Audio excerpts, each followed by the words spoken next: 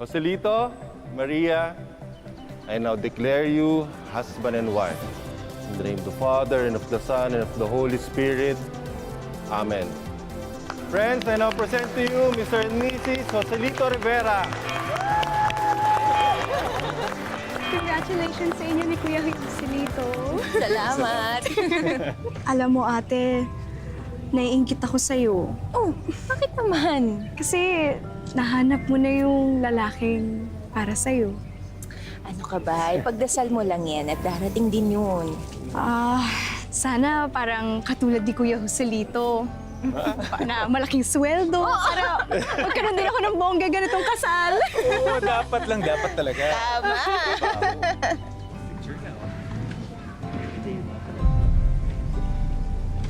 Anak, ginawa mo ba yung bilin ko? Alin po? Yung tatapakan mo yung paa ni Lito habang naglalakad kayong papuntang altar para hindi ka sunod-sunuran sa kanya. Ano ka ba naman, Nay? Alam mo, mahilig ka talaga sa pamahiin. Siyempre, mabuti na yung sigurado. Ay, Nanay talaga. 1, 2, 3. Yun. Tara. Tayo na sa reception. Okay. Wait lang, Nay. Yung bag ko pala naiwan ko lang doon. Bilisan mo, baka may makakuha. Hiling ko iyong muling makita.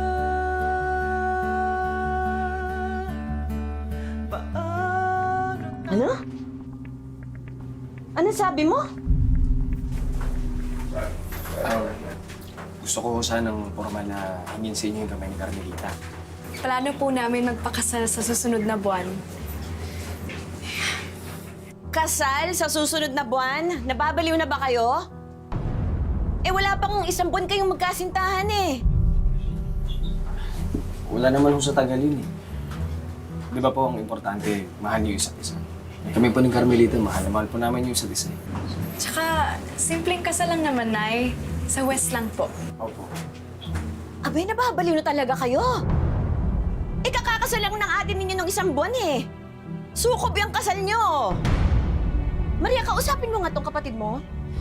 Nay, pamahiin lang naman yung sukob. Tingnan mo nga, ngayon lang siya naging ganyang kasaya. At saka kung talaga nagmamahalan silang dalawa, pagbigyan nyo na. Okay lang yun. Oo nga, Nay. Tama naman po si Maria eh. Tsaka baka tinatakot nyo na yung sarili nyo. O sige, bahala kayo, magkampihan kayo. Sige, pagtulungan ninyo akong lahat.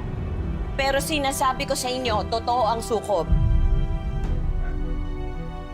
Matakot kayo sa sukob. Baka isa sa inyo malasin.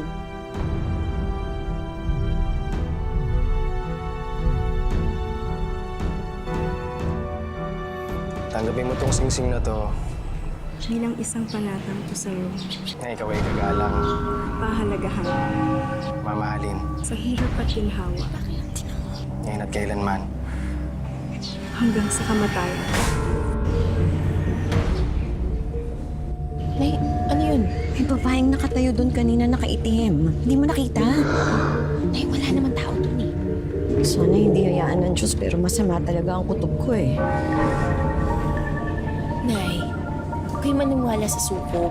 Hindi po totoo yun.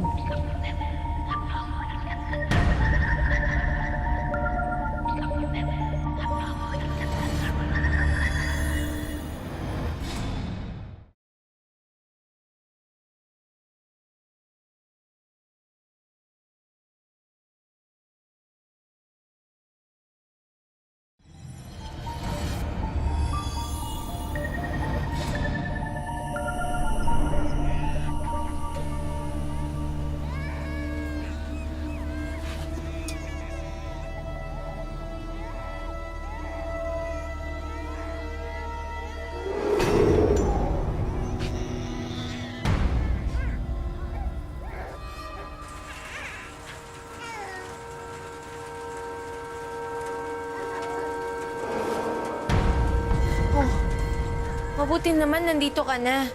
Wala nang gatas si baby eh. Lasing ka? Hindi, nakainom na. Ha? Uminom ka? Di ba usapan na natin na huwag ka nang iinom? Bira ka naman, Maria. Oh. Bira na nga lang ako mag-inom. Ang dami-dami po sinasabi sa akin. Wala na kasing gatas yung anak natin eh.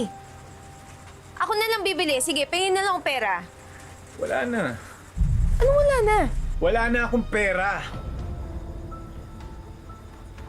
Nalugi na yung restaurant na pinasukan ko. Tuloy na nagsara yung restaurant. Kaya ako ganito, kaya ako nagiinom. Ano na tayo niyan? Hindi ko alam.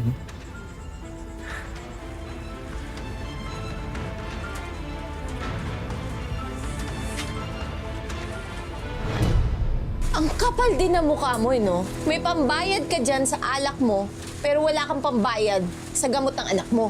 Wala naman akong ginastos dito, Maria. Si pare yung nagpainom. Nahatak lang ako.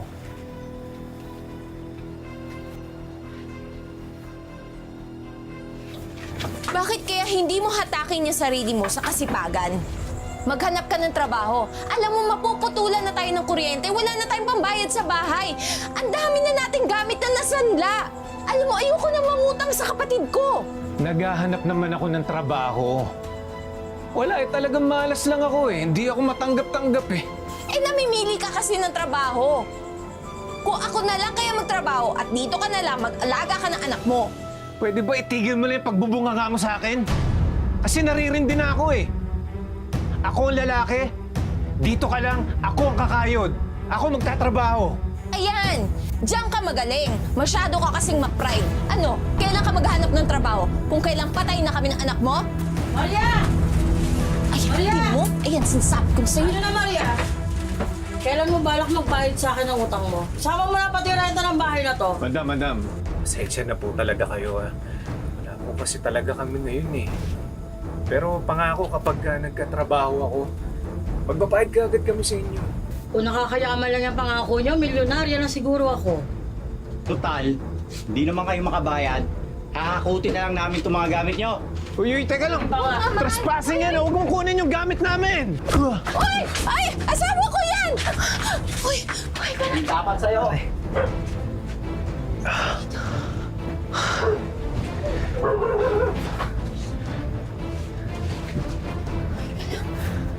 Saan mo ba ako dadalhin? Saglit lang. Saan ba to? Ito lang. Tingnan lang. Up! Sakay lang. Ayan na. Surprise! Sa atin to? Malaki kasi yung nakuha kong bonus sa kumpanya eh. Eh, sapat naman na iipon natin kaya naisipan ko, bumili na ng sarili nating bahay. Napakaswerte ko naman sa'yo. Hindi, mahal. Alam mo, ikaw yung swerte sa akin. Kayo ni Baby. Alam mo, simula nung kinasal tayo, sunod-sunod na kami yung mga swerte na nangyayari sa buhay natin. No? Love you. I love you. Pasok na. Ay, sorry. Pasok tayo sa loob. Pakita ko sa'yo kung gaano kaganda ito nakuha natin.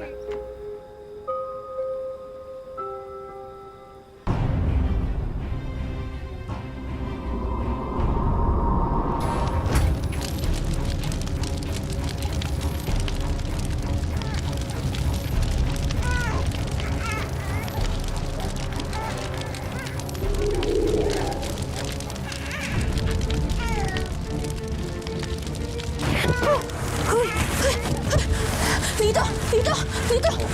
Nasusunog! Uy! Si Baby!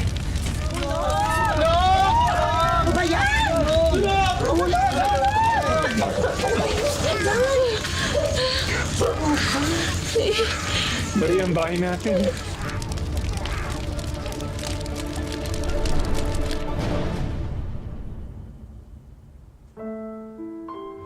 Pasensya na kayo kung pumunta kami dito, ha? Kasi wala na kaming ibang mapupuntahan, eh.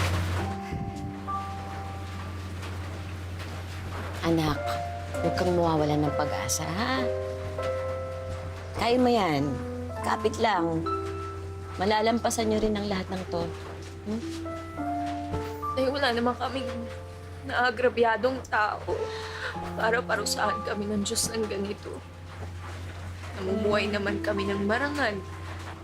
Hindi naman kami nagkukulang sa pagdarasal. Sinusubukan lang kayo ng Diyos. Nay, sobra naman na yun. Sobra na.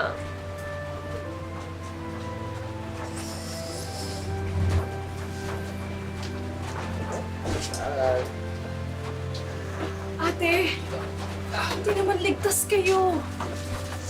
Nasaktan ba kayo? Kamusta naman? Ate, kung kailangan mo ng pera, pwede naman kitang pahiramin. Tsaka nagdala din kami ng mga damit tsaka pagkain. Oo, madami huto, oh. Salamat. Hindi ko lang po dito, ha? Sige. Naging maganda kasi yung trabaho ni Victorino, kaya may kailangan ka, sabihan mo lang kami.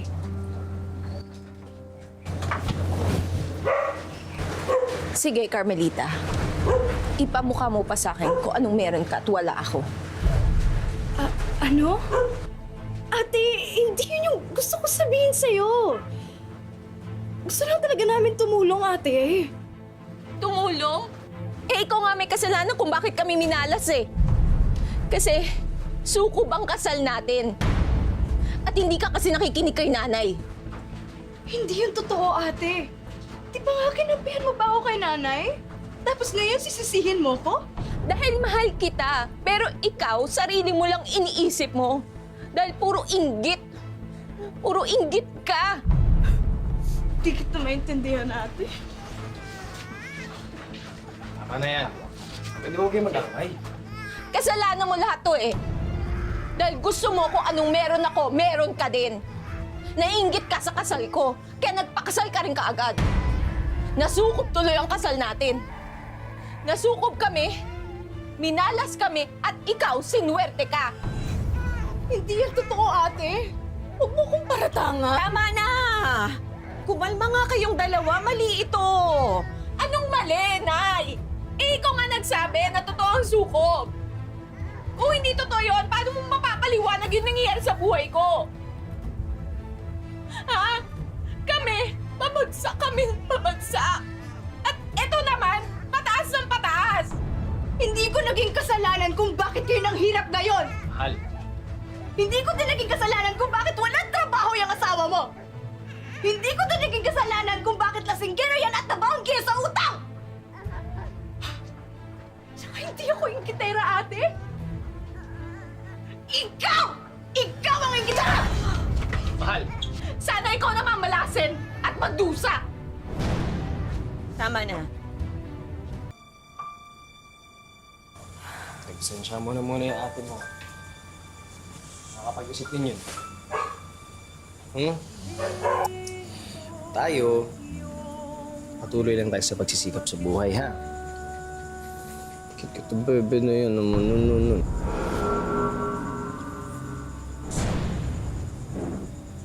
Bakit? Mahal, huy. Tingnan mo. Wala. Siguro guni-guni ko lang. Halika na. Pahinga na tayo. Ha?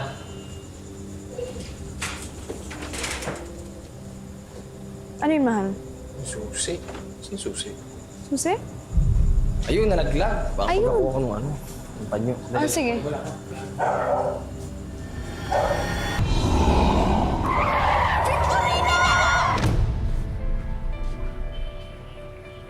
Nakikiramay ako. Nakikiramay? Anong kaplastikan to? Anak, kumalma ka. Huwag naman dito, nakakaya sa mga tao. At magpakita ka naman ng kahit konting respeto sa buroy ng asawa mo. Ha?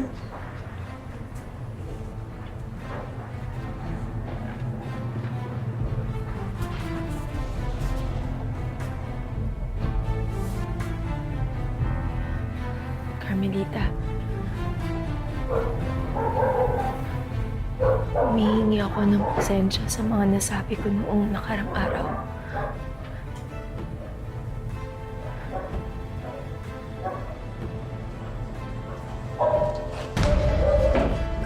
Napakakapal ng mukha mo, ate! Pumunta ka pa talaga sa burol ng asawa ko? Ano? Masaya ka na? At tapat na yung gusto mo! Minalas na din ako! At mas masakit yung sa dinalas mo! Anak, dumaan akong palengke. Tapos naisip ko, bili na rin kita ng prutas tsaka gulay. Salamat, Nay. Okay lang po ako.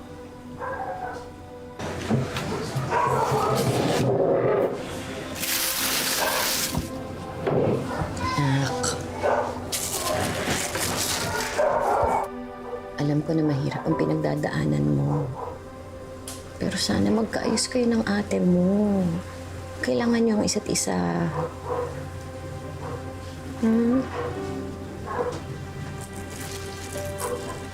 Totoo, Nay. Nagsisisi na ako sa lahat ng ginawa ko. Kailangan kong bumawi kay ate.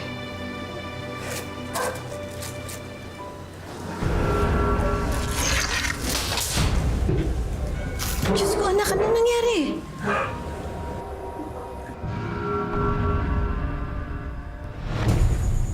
Marcelito? Oh, Adobo. Para sa'yo. Nakakapanibago ha. Nagluto ka yata. Alam ko kasi malungkot ka eh.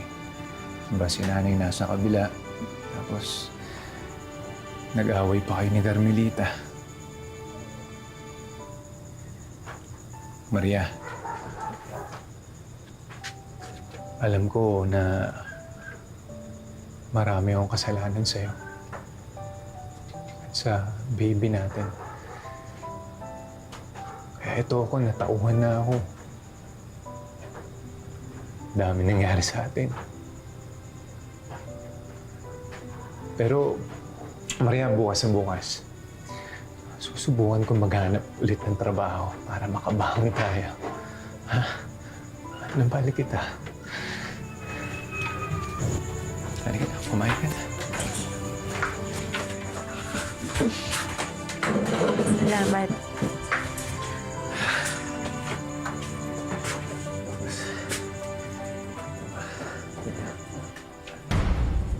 Okay ka lang? Bakit? Masakit sa dibdib. Ano nangyari sa... Marcelito! Marcelito! Tulong!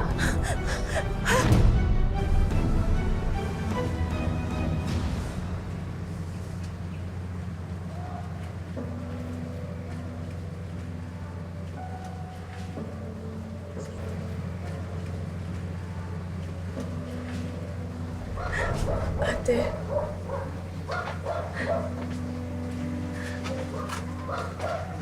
Ate, sorry. Nakikiramay ako.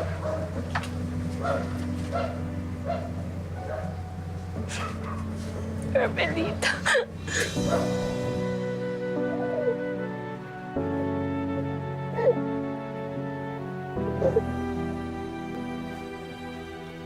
Ate.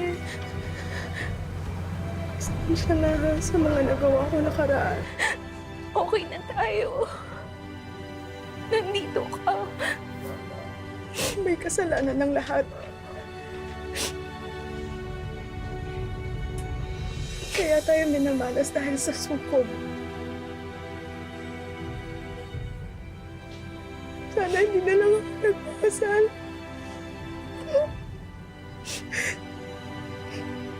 Sana hindi ko na lang kayo sinabayan. Sorry, ate. Ay, hanggang kailan ba itong pagdudusa namin?